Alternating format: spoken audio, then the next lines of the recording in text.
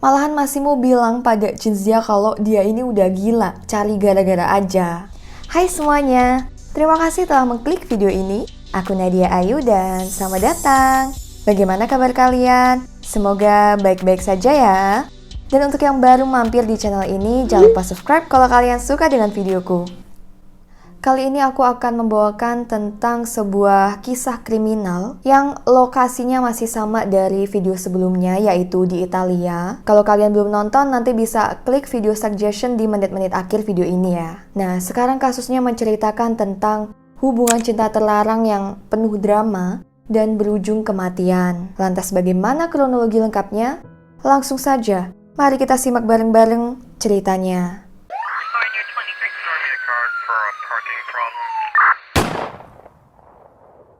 Sebelum kita masuk ke inti masalah, mari berkenalan dengan dua tokoh utama kasus ini.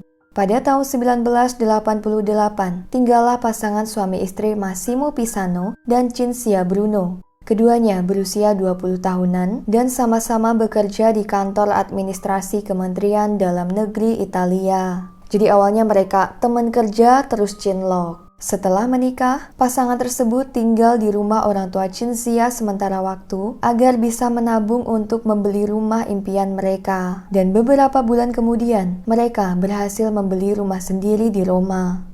Namun 2 tahun setelah pernikahan, sekitar tahun 1990, Massimo mulai bertingkah acuh sama istrinya. Sikapnya menjadi dingin, jarang ada waktu di rumah meskipun pas gak kerja. Dan hal ini makin parah ketika Cinzia posisinya lagi hamil hingga melahirkan putri pertama mereka. Massimo bahkan jarang pulang di saat-saat seperti itu dan ada aja alasannya tuh. Keanehan sikap Massimo berlangsung selama berbulan-bulan, hampir 3 tahun bahkan. Dan pada tahun 1993, keadaan makin memburuk bagi hubungan rumah tangga mereka. Cinzia seringkali curhat masalah suaminya dengan keluarga serta beberapa teman dekatnya. Seperti ya, kenapa sih suamiku kok sekarang jadi berubah gini? Makin lama dia juga mulai curiga, jangan-jangan suaminya selingkuh. Ciri-cirinya tuh pas banget ya soalnya. Jarang ada waktu yang pastinya bikin komunikasi tuh jadi renggang. Dan dia sering tidur di luar, katanya tuh di rumah temennya. Yang tidak Cinzia ketahui, ternyata firasat itu benar.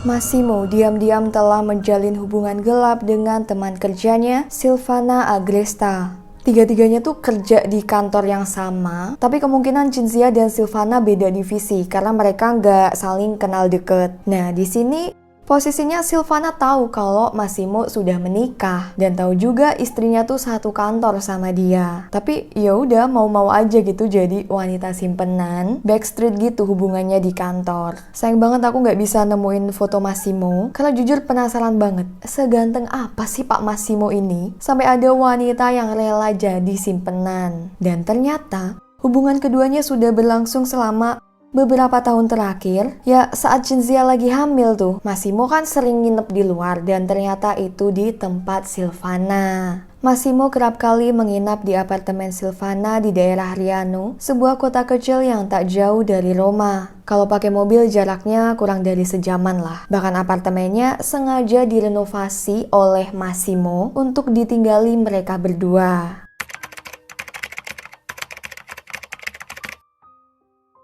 Seiring berjalannya waktu, Silvana mulai muak dengan status mereka. Dia ingin bisa terang-terangan menunjukkan pada orang sekitar tentang hubungan asmaranya dengan si pria beristri. Hingga akhirnya dia memutuskan untuk ngasih tahu ke keluarga dan tetangganya, yang tentu saja semuanya gak tahu ya kalau Massimo ini sudah menikah dan memiliki anak. Silvana bilang ke orang-orang bahwa Massimo ini pacarnya dan mereka berencana akan segera menikah. Di sisi lain, berbeda dari Silvana, Massimo tidak serius dengan hubungan mereka. Dia bahkan tidak ada niatan untuk meninggalkan sang istri. Jadi Massimo hanya menjadikan Silvana sebagai pelarian, cuman buat selingan gitu.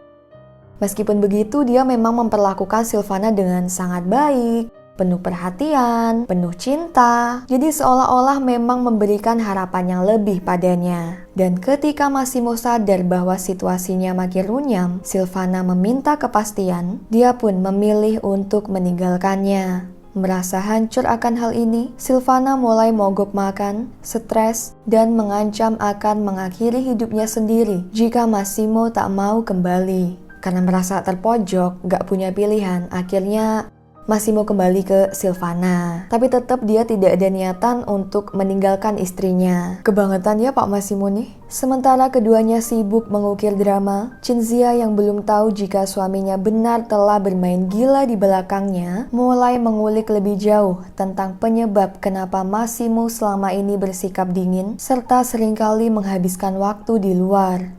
Setelah berbagai usaha yang dilakukan, Cinzia akhirnya tahu bahwa suaminya punya wanita simpanan dan wanita itu satu kantor dengannya. Cinzia mulai mengorek informasi tentang Silvana mulai dari nomor telepon hingga alamat rumahnya, kemudian melabrak Massimo memintanya untuk mengaku. Tentu saja dia menolak segala tuduhan dan bukti. Malahan Massimo bilang pada Cinzia kalau dia ini udah gila, cari gara-gara aja. Karena tak percaya dengan ucapan suaminya, akhirnya Cinzia memutuskan untuk memata-matai Silvana. Dia seringkali pergi ke Roano dengan mobil Fiat 16 birunya, seperti menurut keterangan para tetangga Silvana yang sering melihat mobil tersebut mondar-mandir di depan apartemen mereka. Diperkirakan Cinzia melakukan hal itu selama berbulan-bulan, hingga suatu hari dia memutuskan untuk menghampiri Silvana secara langsung. Pada tanggal 4 Agustus 1993, dia meninggalkan rumah lebih pagi dari biasanya.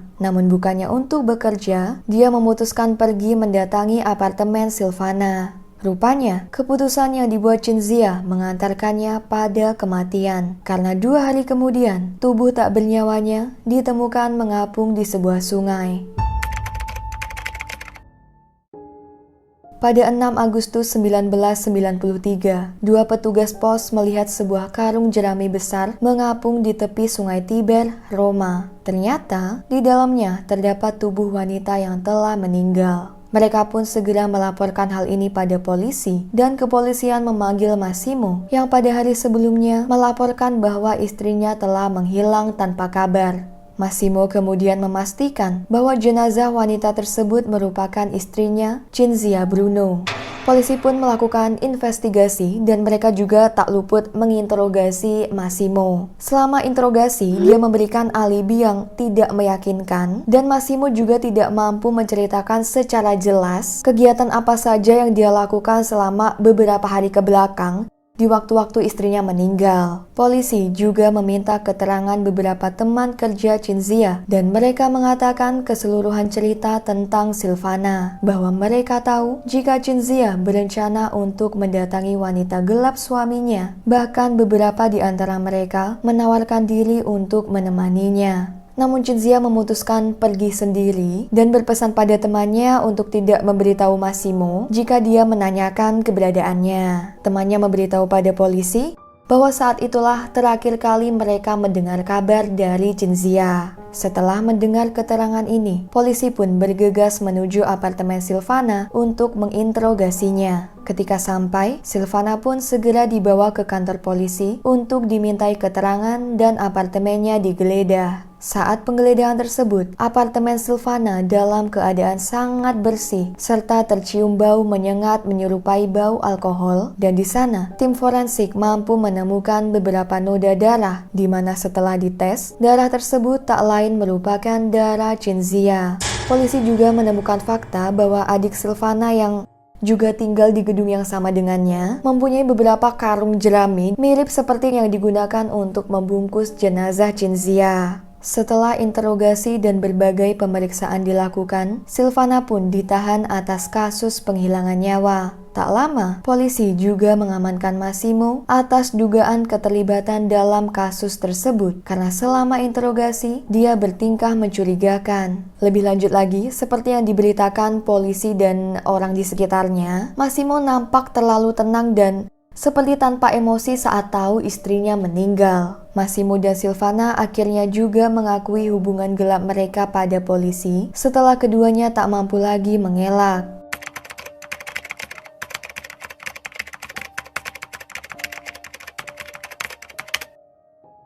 Menurut rekonstruksi atau reka ulang adegan yang dilakukan, pada tanggal 4 Agustus, Cinzia melabrak Silvana dan menyuruhnya untuk meninggalkan Massimo. Dia kemudian membawa Cinzia masuk dan memamerkan apartemennya. Silvana mengatakan bahwa Massimo telah merenovasi apartemen tersebut. Merasa geram setelah mendengar pernyataan ini, Cinzia pun mulai menyerang Silvana. Keduanya terlibat perkelahian yang hebat dan berujung dengan meninggalnya Cinzia karena serangan kejam dari Silvana. Setelah tahu si istri sah telah tidak bernyawa, dia sadar bahwa dirinya tidak akan mampu menyeret tubuh Cinzia keluar sendirian. Akhirnya, Silvana meminta tolong pada tetangganya untuk membantu dengan imbalan uang. Silvana dan tetangganya lalu menghanyutkan tubuh korban ke sungai Tiber, kemudian apartemen dibersihkan dengan alkohol atau sanitizer untuk menghilangkan darah serta bau tak sedap. Namun, menurut polisi, meninggalnya Cinzia dan berbagai luka yang ditemukan di tubuhnya kemungkinan bukanlah hasil perbuatan Silvana sendiri. Mereka menyimpulkan bahwa dia tidak mungkin bisa melakukan penyerangan ini sendirian dan diduga telah dibantu oleh orang lain. Terduga pelaku lain yang dimaksud tak lain adalah Massimo. Massimo terus mengatakan bahwa dirinya tidak bersalah dan menuduh Silvana sebagai satu-satunya orang yang bertanggung jawab. Sementara itu, Silvana memberikan banyak pengakuan berbeda yang saling kontradiktif dan penuh kebohongan.